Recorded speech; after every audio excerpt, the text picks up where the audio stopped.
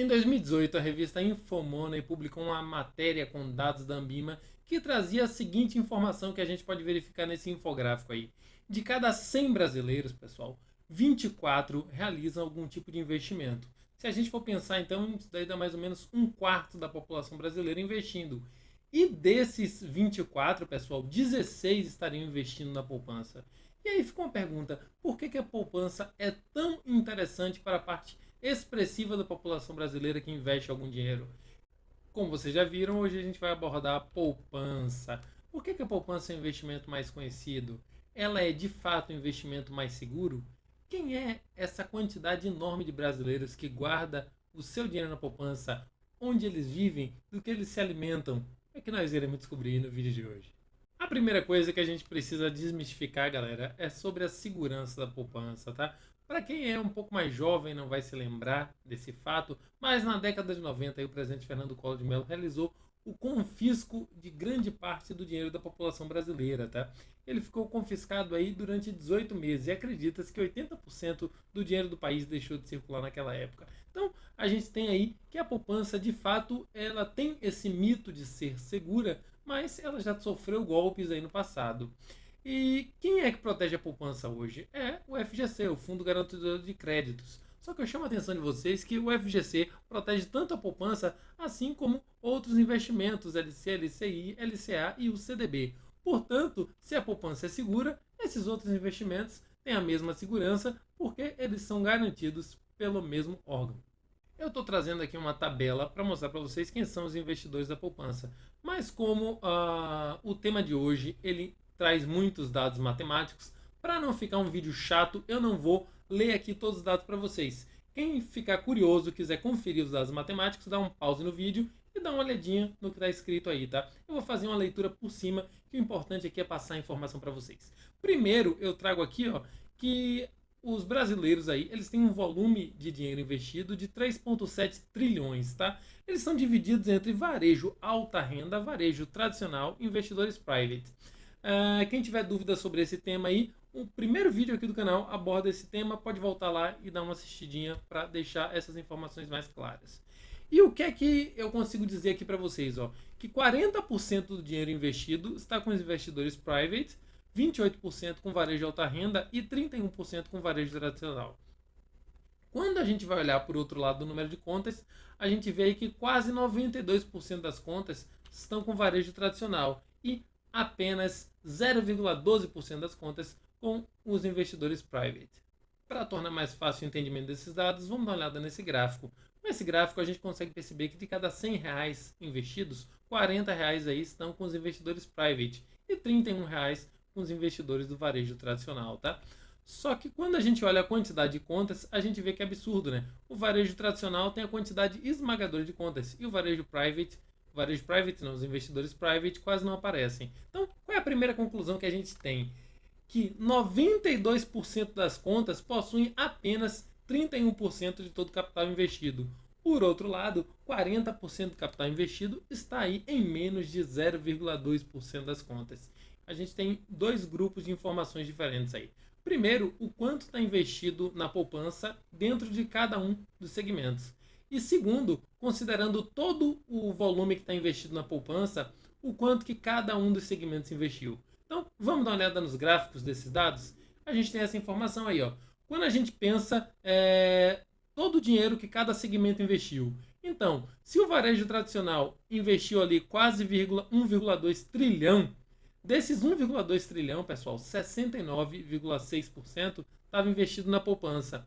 Agora vamos olhar no private, a gente vê ali que o private investiu mais de 1,4 trilhão, tá? E desses 1,4 trilhão, apenas 0,2% está investido na poupança. Qual a conclusão que a gente chega então? Entre as classes sociais mais baixas, de cada 100 reais investido, mais de 69 reais estão na poupança. E entre os investidores mais ricos aí, de cada 100 reais investido, apenas 20 centavos estão na poupança. Olha que diferença. Aprofundando nessa análise, galera, se a gente pegar todo o dinheiro que o varejo tradicional, que o varejo alta renda e que os investidores private investem na poupança, tá? E a gente colocar tudo isso em uma conta só, uma única conta, o que é que a gente vai perceber? essa informação aqui, ó, que de cada R$ 100, R$ 84,81 pertencem aos investidores do varejo tradicional e apenas 28 centavos pertencem aos investidores private. Que grande diferença, né? E o que é que justifica essa diferença tão grande, pessoal? É uma questão muito simples. Apenas as pessoas sem nenhuma assessoria e sem nenhum conhecimento sobre investimentos é que vão manter o seu dinheiro guardado ali na poupança, tá? Os investidores aí mais ricos, que têm uma possibilidade, têm uma assessoria nos investimentos, que possuem mais conhecimento sobre isso, não investem quase nada do seu dinheiro na poupança. Mas quais as vantagens e desvantagens da poupança? Primeiro, a poupança é uma modalidade de baixo risco e de baixa complexidade. Todo mundo consegue acessar, todo mundo consegue investir. Ela é acessível para todos. Quem tiver uma conta corrente provavelmente tem uma poupança também em um banco tradicional, tá? É um investimento que está garantido aí pelo FGC.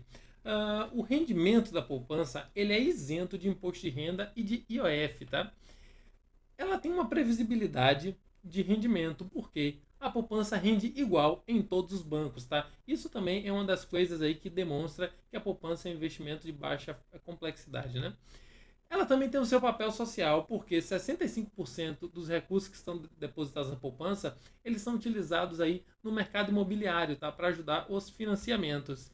E a poupança é isenta de custos e você não precisa ter nenhum valor mínimo específico. Se você tiver a partir de 1 centavo, você já consegue investir, tá? Por fim, é um investimento que tem alta segurança, tá? Porque ninguém vai errar fazendo investimento na poupança. Ninguém vai ter um problema técnico, por exemplo. É muito difícil que isso aconteça.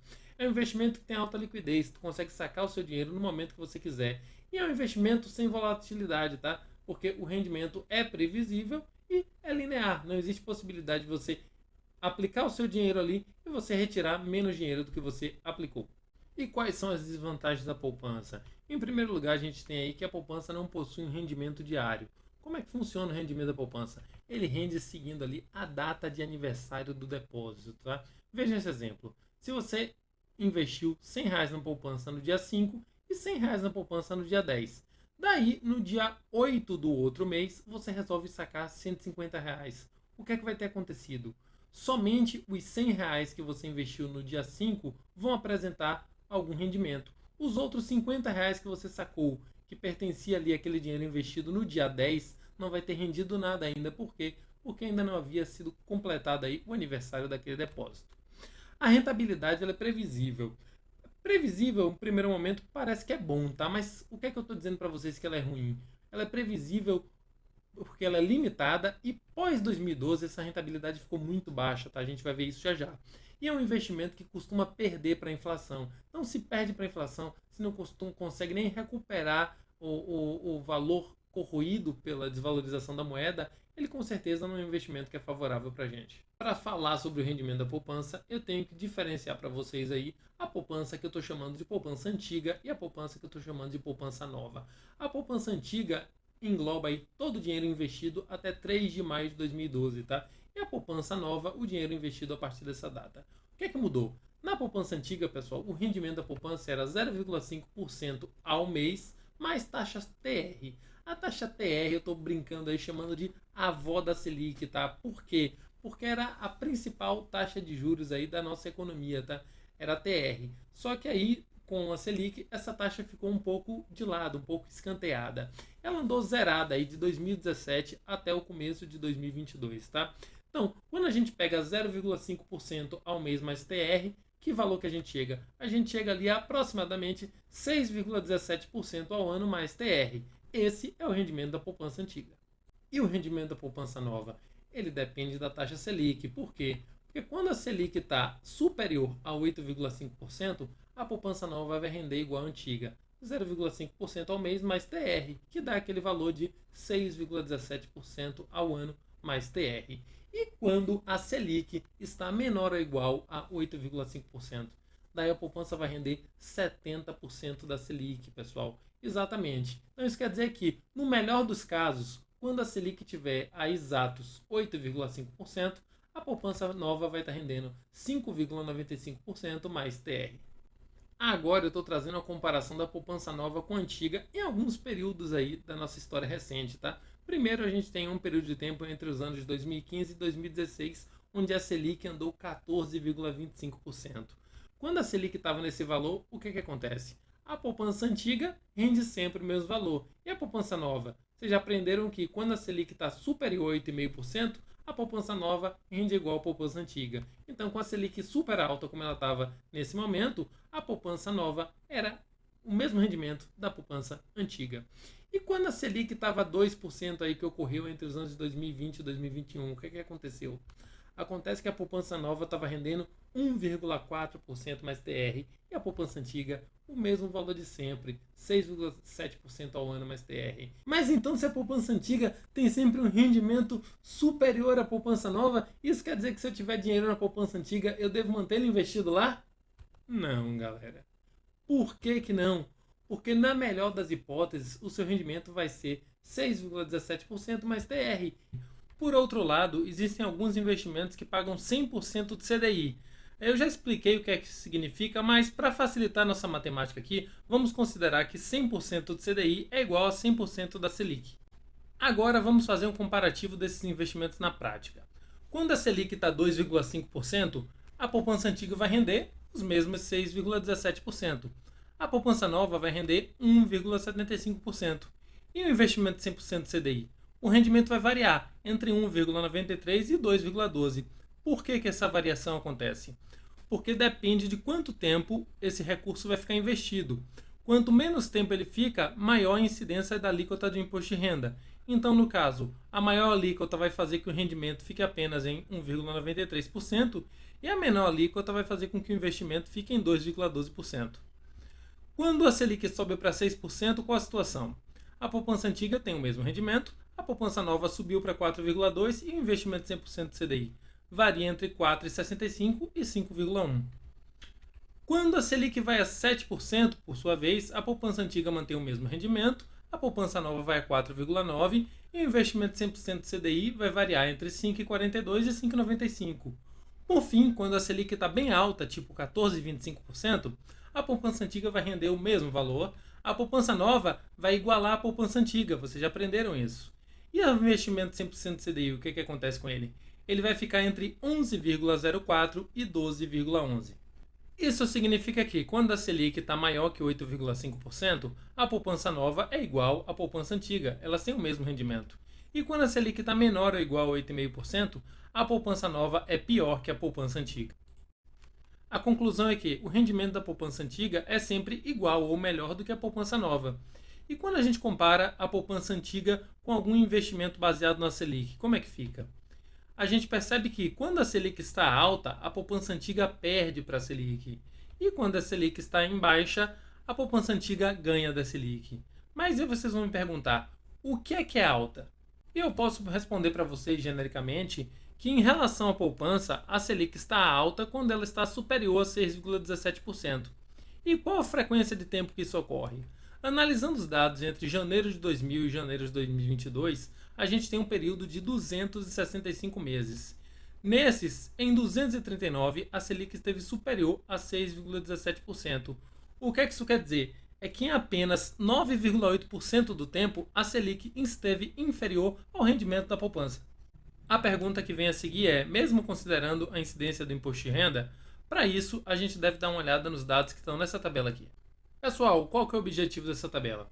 É identificar qual que é a taxa Selic mínima necessária para que a gente tenha um rendimento igual ao rendimento da poupança, tá? Considerando ali a incidência do imposto de renda. Então, quando a gente tem um período de até 180 dias, a alíquota de imposto de renda é 22,5%. A Selic, então, teria que ser de 7,96% para que o rendimento real fosse de 6,169%, ou seja, um rendimento praticamente igual ao rendimento da poupança. E aí eu pesquisei entre janeiro do ano 2000 e janeiro do ano 2022, quantos meses ocorreu essa taxa Selic acima, igual ou acima de 7,96%. E eu percebi que foram 205 meses. Então aí a gente consegue replicar essa mesma lógica para todas as outras linhas. E só para falar mais um exemplo aí, a gente tem um exemplo ali para o período acima de 720 dias. A alíquota de imposto de renda é de 15% e a taxa Selic necessitaria ser de no mínimo 7,26% para dar um rendimento real de 6,17. Quantos meses isso ocorreu entre janeiro de 2000 e janeiro de 2022? Foram 212 meses. Então o que a gente percebe? Que no mínimo entre 77% e 79% do tempo, tá, a gente teve a taxa Selic aí favorecendo os investimentos que rendem em 100% de CDI. A conclusão é que a poupança nova é pior do que a poupança antiga. A poupança antiga, a gente não pode mais depositar dinheiro. E mesmo que a gente pudesse, vocês acabaram de ver que do ano 2000 para cá, o rendimento dos investimentos que rendem 100% de CDI foi superior aos rendimentos da poupança antiga em, no mínimo, 77% do tempo. Para encerrar, eu trouxe esse comparativo entre o rendimento da poupança e a inflação, tá? Percebam que a área azul está representando o rendimento da poupança. A linha laranja com pontos vermelhos está representando a inflação daquele ano, tá?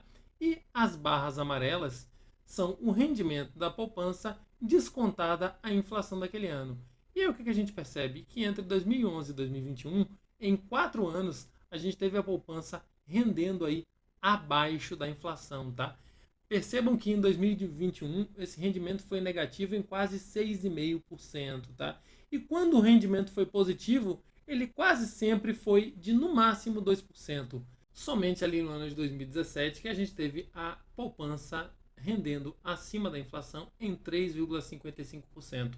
Isso foi ali uma combinação de uma inflação relativamente baixa e uma taxa Selic relativamente alta, tá? Mas a gente vê que, no geral, aí, o rendimento da poupança, quando não é negativo, ele é muito baixo. Então, pessoal, agora que vocês já têm todo esse novo conhecimento em mãos, o que vocês têm que fazer? Vocês já sabem, coloca tudo isso em prática aí. Partiu Fernando de Noronha!